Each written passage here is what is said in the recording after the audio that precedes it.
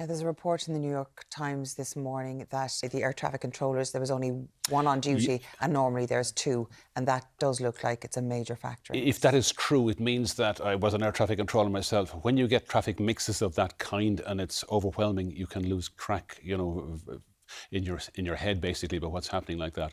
Normally you have ground movements control. An airport as busy as that, they control the aircraft going to and from the gates, for example. Then they line them up on the runway and the air traffic controller in the tower takes over. But if he or she has to work traffic as well going past the airport in that regard, who would normally be operated by somebody else, you're putting a huge amount of pressure on them at a particularly busy time of the evening. And is it one of the most stressful jobs in existence as it is? I mean, the longevity of an air traffic controller is not terribly long, as we all know. It's hard work when it gets to the levels that you're fully occupied in that regard, and mixing jets and helicopters low level is quite difficult, because this particular individual, if he was on his own, has to look after the departing traffic, the landing traffic and the en route traffic which goes past his door, so to speak. In that regard, you can easily lose track. I'm not suggesting he has.